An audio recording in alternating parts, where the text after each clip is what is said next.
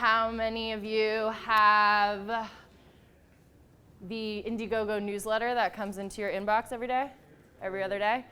All right, this is not that many people, and that needs to change immediately because there's some pretty cool things going on there. Who heard of the Flow Beehive campaign recently? What is it? Is it the You don't even know. So like they have like the rooms for festivals are shaped like beehives and are set up like little houses, kind of like little sleeping areas. No, but that's a cool one too. I know what you're talking about. Also like beehive. Yeah. Who else? Flow Beehives. Just launched on Sunday. No? All right, these guys are from Australia. They're social entrepreneurs. They have a beehive that revolutionizes the way that we collect and harvest bees, and it's not as evasive as other beehives. They've raised over $4 million thus far. They launched on Sunday. It's pretty phenomenal what the innovation is. You guys should check it out if you haven't done so. But that's an example of who I work with. So my whole job, being head of social innovation on the West Coast, is basically to help campaign owners think through their strategy and objectives prior to launching a campaign. Because quite frankly, crowdfunding is more than just raising funds, and it's more than just engaging the crowd. It's a whole slew of stuff that we're about to go through. Please interrupt me, please ask questions, please tell me if it's boring or if you want me to do a song and dance, and we will. Song and dance? Yeah, you want a song and dance? I gotta think of like what my inspiration will be for the dance later. Let me go with it. Let me go with it. What'd you say? The beehive dance. The beehive dance? We'll get to that. We'll do it. We'll do it. Oh no, what happened? Sorry. Cool. All right, so crowdfunding is not new. Basically, if you didn't know or don't know already, the base of the Statue of Liberty was crowdfunded back in the day. It meant people went around door to door and solicited to try to get smaller funds of money in order to raise a larger fund to make this happen. The only difference was that we didn't have the internet then, right? So IndieGoGo was created in 2008 through Danae, Slava, and Eric. They decided that they wanted to kind of counteract the traditional financing market. So all three of them had personal stories where they had issues either getting loans or raising funds, or Danae was actually approached by a filmmaker who said, please, please, please, like, help me raise funds in order to make this film come to life. And she was 22 years old in New York in business school. She had a JP Morgan name tag on, and that's why he came and spoke to her. And she felt just horrible that she couldn't do anything about it.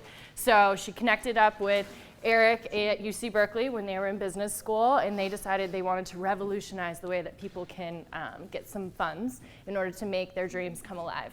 Slava came from McKinsey. Slava then was like, hey, let's utilize the internet because the world is growing, we are global, and this way people can connect across the oceans. Boom, IndieGoGo was born, and now we are the largest and most global platform to date. Differentiators. I'm sure you guys know there's a ton of crowdfunding platforms out there. Everyone has their own kind of specialties, but it's a great industry to be in because it's constantly changing. Examples and facts and tips and strategies that I would share 1 year ago are completely different than what I share now. So it's pretty exciting to see. But IndieGoGo in and of itself, we are global. We pride ourselves off of that. We are in over 224 countries and territories and can have funds in 4 languages and 5 currencies. This really speaks to the idea of connecting the world across the continents. 30% of our business is actually international, which is great. We have folks in Berlin, we have folks in Israel, we have folks in Toronto, Vancouver, LA, New York, and headquarters is just down on Mission and 5th in the city. And that's where I'm at. Good?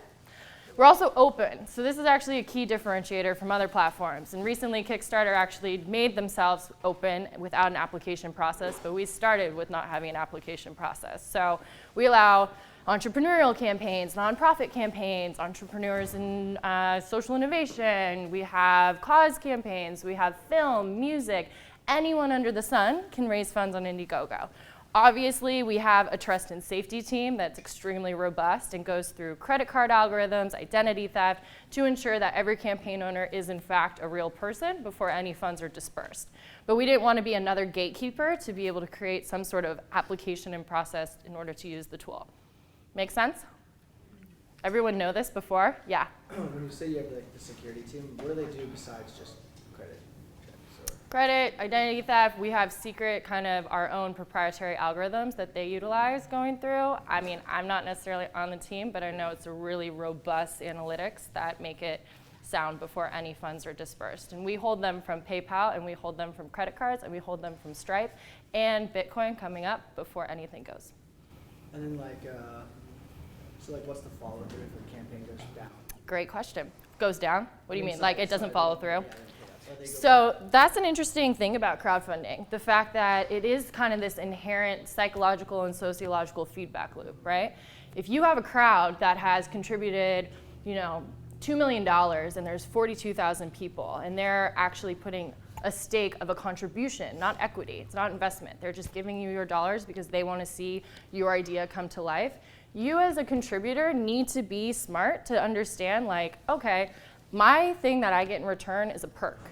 A perk is a token of thanks. A perk can be something that's a Google Hangout. A perk can be a t-shirt. A perk can be a mug. A perk can be whatever. It can be your name credit in a movie. But you need to understand that that's what you're getting in return. But the cool part is that if the entrepreneur does not follow through, the crowd straight up is going to come get you, right? A good example of this is actually Solar Roadways. Did you guys hear about Solar Roadways? Who can tell me what it was? I saw no. Yeah.